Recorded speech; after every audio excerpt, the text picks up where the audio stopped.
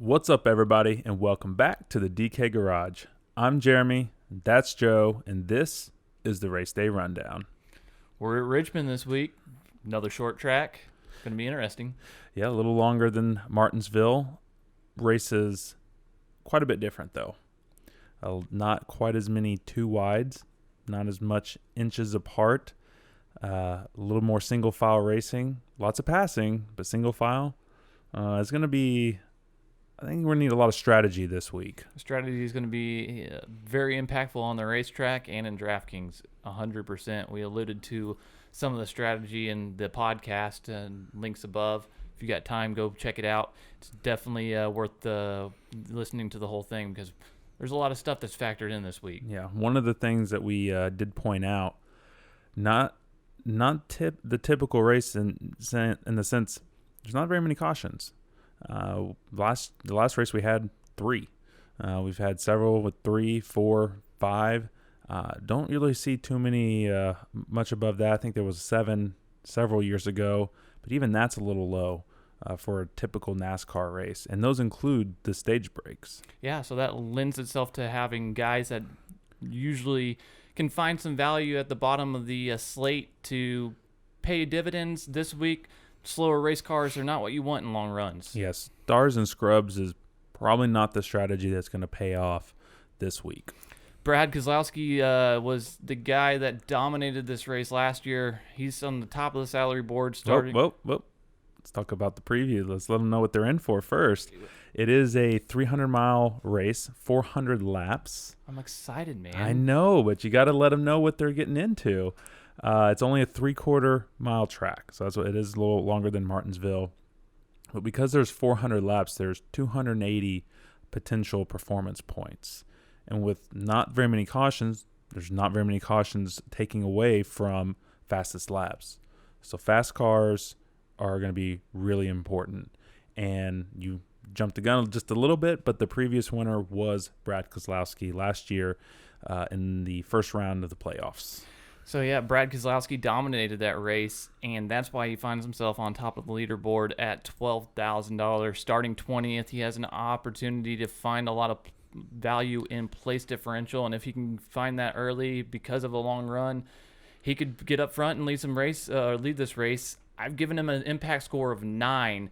We introduced the impact a couple weeks back. It's a scale of 1 to 10. Really, the performance on the race is what we're looking at from a DraftKings perspective, and giving you our thoughts.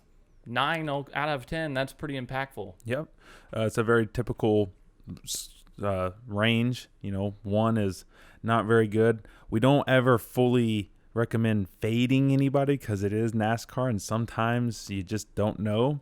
But when you get a 1, that usually means you want to stay away. 10 is obviously really good. I have a hard time giving anyone 10 because things can get so wild. So you coming in at a 9 is very high. A 5 would be kind of right in that middle of the road, it's just iffy. It's just iffy. With Brad, I'm at an 8, and the reason why I'm at an 8, I do like him. You mentioned the PD upside.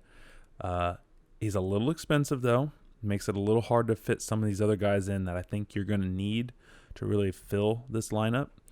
Last year, he was optimal, and he was in the 10K range. Different starting position, but still. But the other reason why I gave him an 8 is, and we'll get to this here in a second, there's so many drivers that we both like on this slate that I have a hard time going above an 8 on anybody. Yeah, it's going to be very difficult having a lot of these guys at the top of the mix is going to be really going to be key because we talked about it in the podcast extent, the optimal, how it was in effect last year, and there wasn't a driver under, what was the price tag? The cheapest guy was $6,900. So it's going to be different where we said these guys at the bottom you're not going to want to pay as much attention to, so we really want to focus on these top guys this week. Martin Truex is next on the list, 11-4 starting first. Our 2-time winner this year. He's on a dominant performance. He's out front early. Can he maintain that? I've given him an 8 because I think he could get a lot of performance points early. And it'd be opposite of how he's won these races where he comes in late. I'm at an 8 as well. Coming off of a win and the first 2-time winner so far this year, the team is clicking. They're not overly dominant so far this year, but they've run strong for most of the year. And when you look at the last 6 Richmond races, Martin Truex has won 2 of them, and he has 4 top 5s. He runs really good. Starting on the pole is always a little iffy for me because there's 0 PD upside. You can only go backwards. But starting up front at a place that you're really good at, if they come in with a good enough setup, he can get out front and lead 50, 60, 100 laps in it. And at that point, he's cash. Denny Hamlin's next, 11,000, starting second. He's right there. The 2 Gibbs cars starting 1 and 2. I like Denny Hamlin a lot, but this just seems like something could go wrong. There hasn't been that moment. This just seems too right.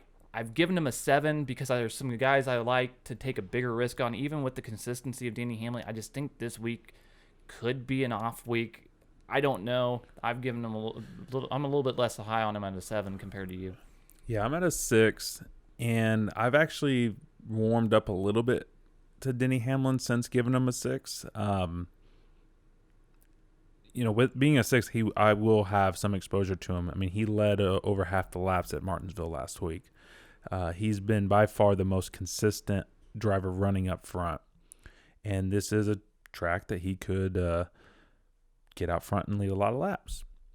But I start in second with his teammate right there. If he doesn't get out front and lead, and if he just has a nice 5th, 6th place day, that's not terrible, but that's not what you're looking for from a guy that cost $11,000.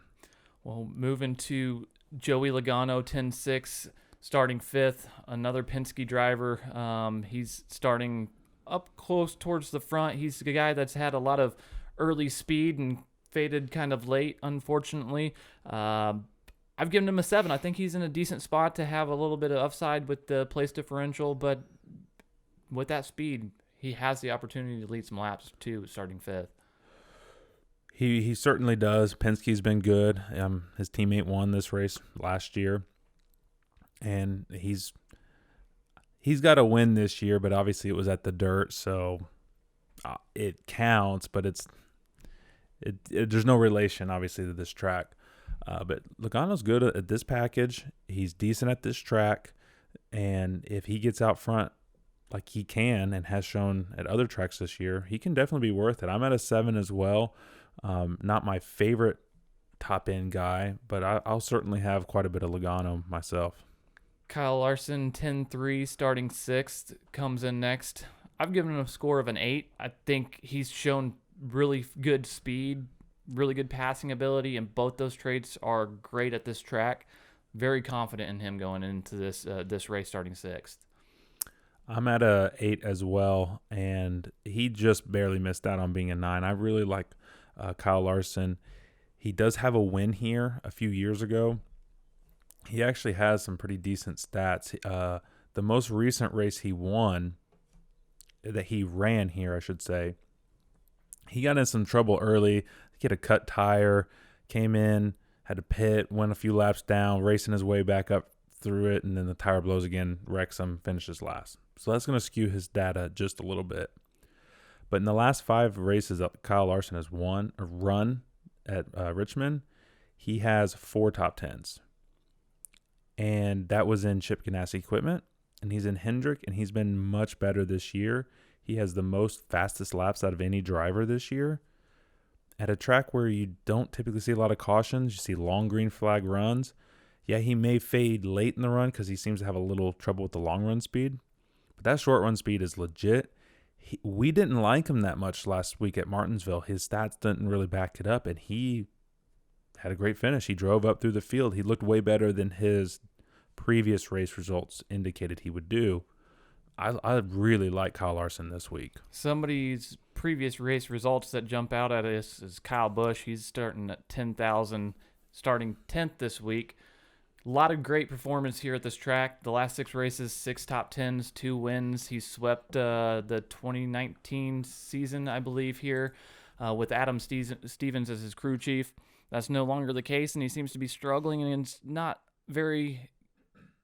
very difficult to want to play him whenever you're getting so finishes. I've given him an 8 because he's your champion. Let's just admit it. I really think 1 week Kyle Busch will pop, and I don't want to miss that week. I'm confident in the abilities and the race car that he's given to make it there. Even though we've talked about it in the podcast, he's been the 4th best driver on his team. It's not been pretty. It has not been pretty. And like you said, he does have really good stats here. He has 2 wins in the last 6 races. So between him and Truex, his teammate, they got 4 out of the last 6. Joe Gibbs Racing seems to be really good here. 6 top 10s in the last 6 races for Kyle Busch. How can you not like his stats? He's averaging almost 80 laps led, almost close to 40 fastest laps. His stats show that he is really good. But I'm giving him a 6 because we haven't seen it lately. I need to see him kind of get out of this slump a little bit. That doesn't mean I'm not going to play any lineups with Kyle Busch. Of course I will. I will try to build the best Kyle Busch lineups that complement him as I can to maximize that. But he won't be very highly owned for me personally. Chase Elliott's next, starting 3rd, 9,700. I gave him an 8. I think he's in a great spot. He could pay off value very easily by leading some laps. Not a lot I want to talk about, but something I think we should pay attention to because he's in such a good spot. I think it's interesting because when we were doing our projections, you were projecting Chase out lower than what I was wanting to project him, and you gave him an 8, but I only gave him a 7. Interesting how that kind of turned out a little bit. You can start finding some value when you start looking at lineup builds, and I think he fits nicely in what we're doing this week. I think he can go a little lower owned than he should too, especially being under 10K. Kevin Harvick, 9,400, starting 9th, somebody that people tend to try to stick in their lineup to achieve value because he's been so cheap. I'm at a 7 because I think they haven't shown the speed, and with long runs here, I'm just not going to find a way for him to find that value that we need him to at that price tag. Way different season for Harvick this year compared to last year. I don't really know what to make of Harvick yet. I think at some point they'll kick it up a notch, but man, it's tough to play him. I'm only at a 6 on Harvick. And even though I grade him and Kyle Busch out the same, I kind of prefer to play Kyle Busch because I see a little bit more upside based on track history. But yeah, Harvick is kind of a tough play for me, although I think he will still finish good. I just don't know if he gets out front and leads any laps. Ryan Blaney, 9,100, starting 7th, is somebody we talked about in our podcast. If you go to the description below, we've got our race guide. He is our red flag, somebody we're making people aware of. He's not got the greatest stats here. I'm giving him the 5. Even with the consistency he's had this year, I don't know if this is his race. I don't think that it's his race. At least that's what the stats show. His average finish here in the last 6 is 20.2, and that includes 0 top 15s. That's pretty impactful. Yeah. So even though he's been great this year, I may try to get a little exposure because of the speed. You have to respect that, but it has not been a friendly track to old Ryan Blaney. Alex Bowman is somebody you talked quite a bit about in the podcast, 8,800, starting 24th. He's got a lot of speed, and starting 24th offers that place differential potential that we all want to take a piece of. This price tag could help open the door. He was one of the main guys that hurt me last week, and before he hurt me was making me real happy because it looked like I was going to have a nice payday with Alex Bowman. He'd raced his way up, I think, as high as 3rd, and was running good, was even running the leaders down. I'm like, this guy might get out front and lead some laps. Had the loose wheel, came in pit, put him a couple laps down, and then the big one happened at Martinsville, took him out. Hurt me, but now I'm going to go back to the well because he's starting 24th. We talked about it earlier, even in this podcast, not a lot of cautions. He's got a fast car. He's got the talent. He can race his way up to the front. And at 8,800, why not? Austin Cindric's 8,600 starting 38th. He's going to be somebody that's enticing with that price tag starting last. Highly owned, yes. Very highly owned. He's got Penske equipment, very capable of doing something with that long run, but he doesn't have very many cup starts. He doesn't. He will more than likely move up unless there's some mechanical issues. Again, I don't see him wrecking. I'm at a 7. You have to have some Cindric. You just do. There's too much PD upside, and for that price tag and that equipment, you got to play him some. But there's other guys around him that I also like too, like the next guy on the list. We've got William Byron. He's next, starting 4th. He's $8,500. I've got a 6. I think he's got the potential to and the speed for long runs that it could pay out with value. I don't want to go too heavy, but I definitely want some exposure, and it's great GPP play. Yeah, I think this is a similar thing to I think it was Larson. I would probably grade him a little higher. Or no, sorry, Hamlin. I would probably grade him a little higher now based on some of the other stuff I've seen since doing this Impact. I give him a 6 as well, but I'll stand by that 6 because he is starting 4th. If he doesn't get up front, if he moves back, finishes 7th, 8th, it's not a bad day, but you need him to do a little bit more than that. So he's a little riskier. That's why I think we're both at a 6 on old Willie B. Kurt Busch, we've got him as a caution. I think based on some information that we look at, 8,300 starting 17th, it looks enticing. But in this package and just some of the stats we look at, it doesn't jump off as a huge value, and don't know if he's going to get the final, I guess, finish that you would need him to reach that value tag that you're looking for. Yeah, we have him at a 7. And that is because he does have good track history here. But the reason why he is our caution is this season has not been as good for Kurt Busch. It's been a little inconsistent. He's shown to be really good. I just think this is just a tougher spot to play Kurt Busch. You might not get as much out of him as you need to. And with so many other good plays on the slate, someone's going to underachieve. We think it could be Kurt Busch this week. Eric Almirola starting 22nd, 8,200. Somebody starting in the back that you could have a path to place differential. We haven't seen a lot of speed. I think it's in a decent spot for him. I'm giving him a 7. Not overly confident, but somebody I want to have some exposure, even with the lack of speed throughout the year. This is a pure PD play in my opinion. I don't see Almirola contending for a top 10 in this race. I mean, he could. He needs to, but I think if he can sneak into that top 15, get a 14th, maybe a 13th place finish, that's kind of all you really need him to do. You'd like him to do a little bit more, obviously, but I got him at a 7 as well. He's viable this week. Matty D's not somebody that we're too high on. We can probably kind of skip over him because Christopher Bell is somebody that we're really high on, 7,800 starting 8th. I've given him an 8. Talked a lot about in the podcast how he's performed throughout this year, and Adam Stevens is now his crew chief, who has had some success with Kyle Busch here and some championships. Very great position to be in. I like Christopher Bell a lot this week, and for those reasons that you said, he's got Adam Stevens. We've seen what he's done with Kyle Busch here, and obviously Kyle Busch in the past.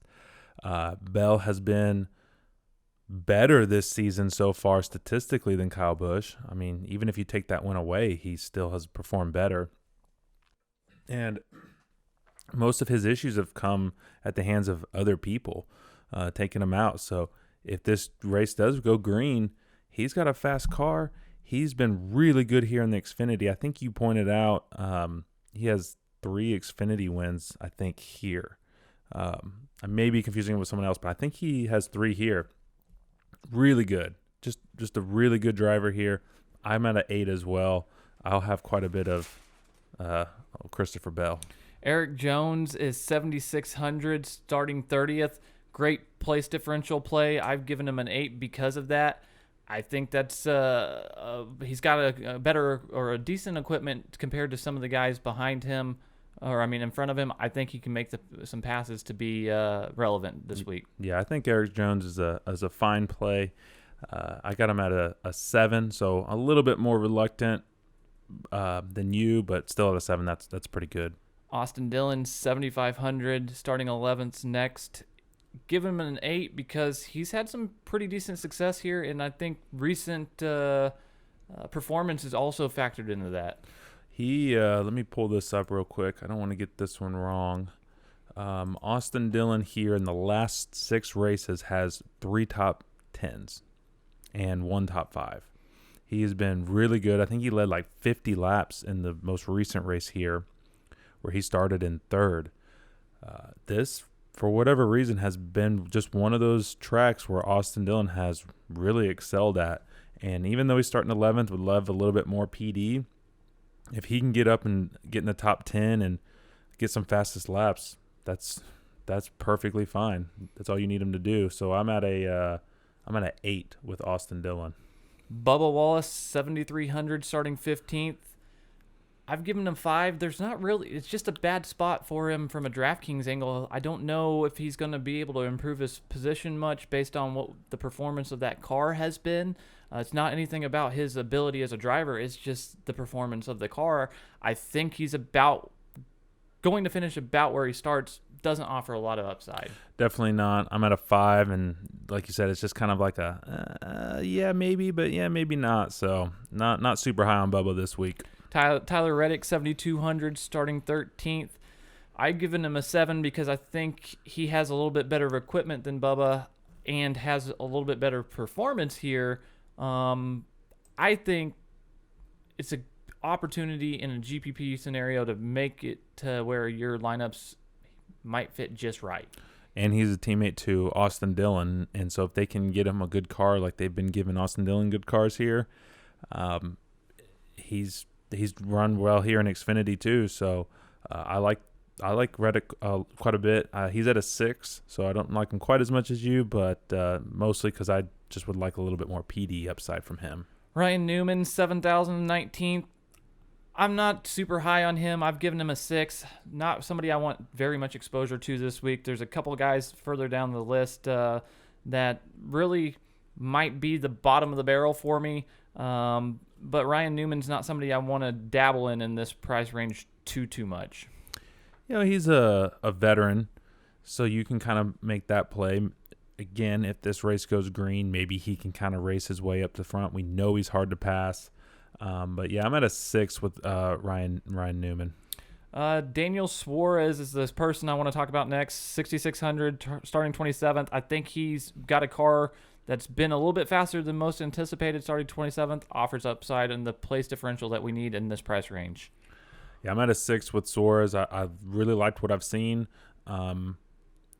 We'll see, though, if this race goes green, we'll see if he still has that same type long-run speed that he has shown so far this year in a few races to have. So I like Suarez, but I'm a little bit more cautious on him than you are. A couple more drivers are we going to touch on. Ricky Stenhouse, 14th, 6,200, 6.5 is our average score because I gave him a 7. Yeah, I'm at a 6. I think the only other drivers we'll even really need to even touch on, Corey LaJoie, 5,700, starting 36th. You've given a 7. I'm on a 5. Why are you at a 7 on him? It's because of the PD play. I mean, he raced his way up to 11th at Martinsville, which was very shocking for that type of equipment. If it wasn't for Tyler Reddick ripping off his bumper and radiator, he probably would have had a good finish, but you can't go very far without a radiator. One person I did want to just briefly touch on from my point of view, I actually do like Chris Buescher, who's a little bit more expensive at 6,100. He starts 12th. There's not a lot of PD upside. I recognize that. The reason why I'm on him is he's shown some speed this year at different races, and he just might be a guy that you can snag at low ownership. And if he gets that top 10, which he's done so far this year, or gets out front and gets some fastest laps, he's not a bad play at 6,100. I just wanted to give a little shout out to Busher. And my punt play is Ryan Preece, 5,600, starting 25th. He's been fairly quick this year. I think that's the bottom of the barrel for me. I'm not going any lower. Everybody below that really isn't in equipment fast enough to be relevant, in my opinion. Yeah, I like Preece as well. We both gave him a 6. Starting 25th, there is some PD upside. He's looked good this year, much better this year than he has in previous years that we've seen him. Team seems to have stepped up. The biggest thing with Ryan Preece is he just seems to get a little unlucky on the track, and when he's unlucky, well, then your lineups are a little unlucky. So that's my biggest sort of hesitant on Preece, but I do like that play, especially at that price. Well, that's every driver we wanted to touch on. You have anything to add? No, I think this is just one of the most usable, playable slates. You can really get creative with your lineups. You're not locked into a couple guys up top. You can really, I think, be diverse. And then we'll just see who ends up leading out front most of the race, because that's who you're obviously going to need. But at this point, man, there's no clear-cut favorite. This is a good, I think, week to kind of get in and dabble if you're a little new to DraftKings, because I like a lot of the way these things are playing out. Well, if you're new, go ahead and look below at the description. Take a look at our race guide as a visual aspect of what we talked about, and really is a compact digital magazine full of the information we just went over. Check out our full version of the podcast. It's got all the relevant information that we didn't have time to cover today. This is a rundown. We wanted to cover as much as we could. Please comment, like, subscribe, follow everything that is available to us. We want your input, please. Yeah, absolutely. And last but not least, thanks for watching. Absolutely, we appreciate it. Enjoy the race.